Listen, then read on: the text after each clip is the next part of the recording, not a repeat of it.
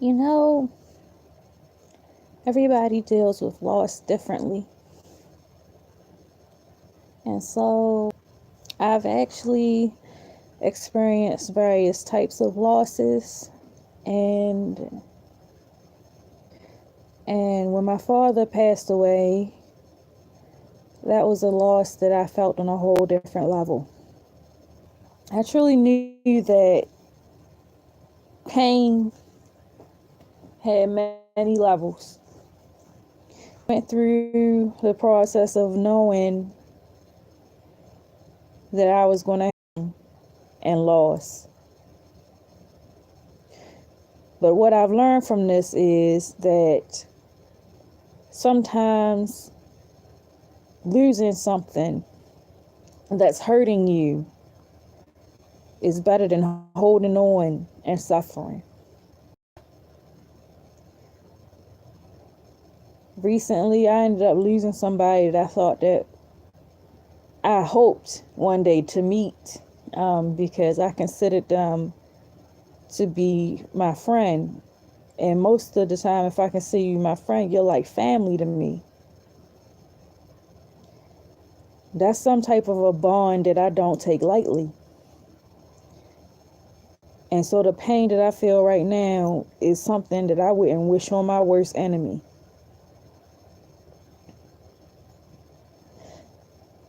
I sometimes sit there and I think about what it is that matters to me the most in life.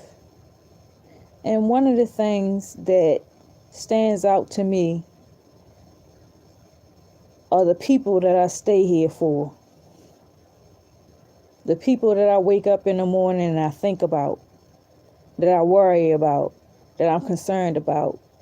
That's what keeps me tethered here. That's what keeps me striving to do better and to wanting to be on this earth. And so for me, it's a great loss. And it comes with a great deal of pain whenever I lose somebody that I care about, whether it's they pass away or I just end up in a situation where I don't speak to them anymore or vice versa. It is a very painful thing for me. I often think that part of the reason why I ended up with a high threshold for pain is because from a young age I was subjected to a lot of painful things. And so I learned how to step outside myself and to look at things objectively. Honestly, sometimes in life, I really do wish I had the words that could sum up what it feels like to lose someone in order for another person to actually understand why it is I get so emotionally invested in caring about people that I might not have even fully known. I have a tendency to feel bad if I see somebody homeless on the street. I have a tendency to really want to try to help people genuinely. And it hurts me sometimes that I'm not in a position that I can just do that.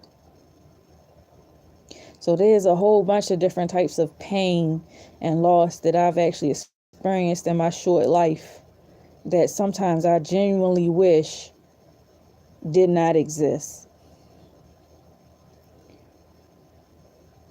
I say this because I know that sometimes it's hard for someone to relate to things that they haven't experienced themselves.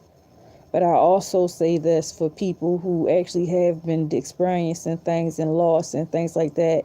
And sometimes you have people that are not very emotionally intelligent and they say some hurtful things.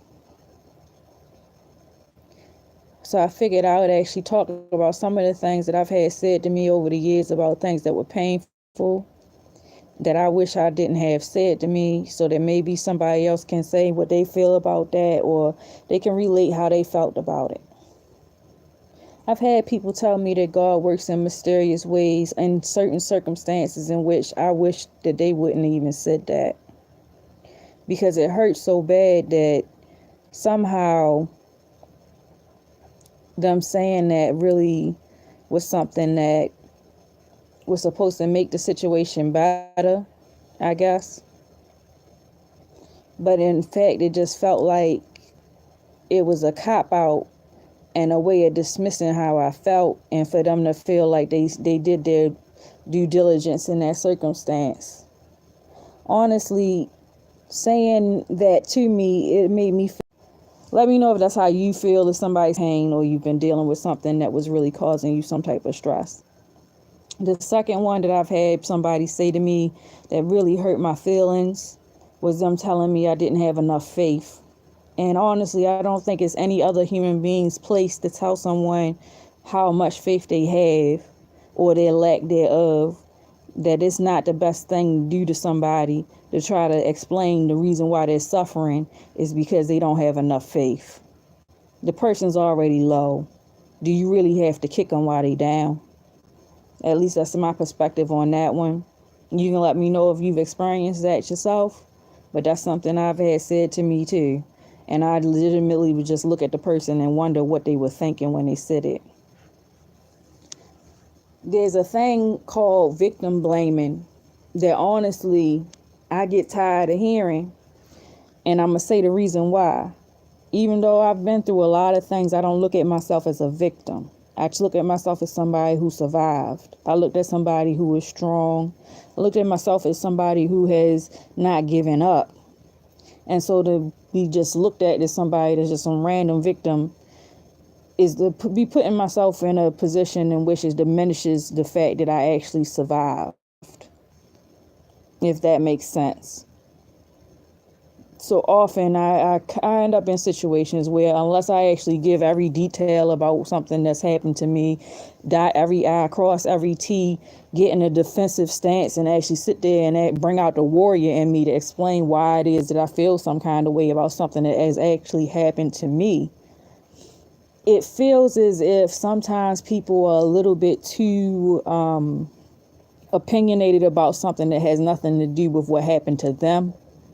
Oftentimes I've noticed that people will sit there and they'll tell somebody else how they're supposed to feel instead of actually being supportive and listening to what it is a person is telling them.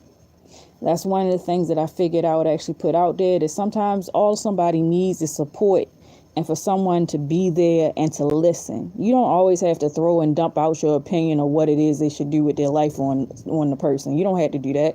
If they ask for it, yeah, that's cool. But don't just dump off some random long-winded opinion about what they should do with themselves and then possibly make the person feel worse or make the person feel inadequate because you're making light or diminishing what it is that they're going through. Sometimes it's good to just let a person feel what they're feeling so that they can process their emotions and so that they can actually be okay instead of shaming them, telling them they can't feel how they feel, which can lead to a lot of other disorders or mental problems in this person just because you're trying to make them more like you. I'm saying that because honestly, I know there are some people who probably are not in the same situation as I am, that they're actually in a mental state or position to actually tell someone, hey, I don't need to be told this. I just need you to listen to me. Because sometimes by trying to help, people can be a little bit too forceful and actually do the exact opposite by not actually listening to what it is that's going on with a person. Actually being that ear, letting them know that someone cares. That actually is priceless to someone in a situation that feels alone. And I legitimately am saying this because I feel like somebody out there might need to hear this.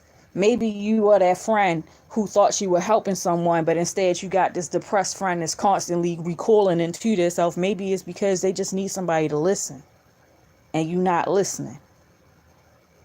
Oftentimes I know for a fact that this happens to people because we have social media now, and unfortunately a lot of times people dump out whatever they're feeling out on a wall because they feel as though they can't really just say it to somebody, or they feel so as if they're going to get attacked if they try to go talk to somebody about it, or they get dismissed, whatever the reason.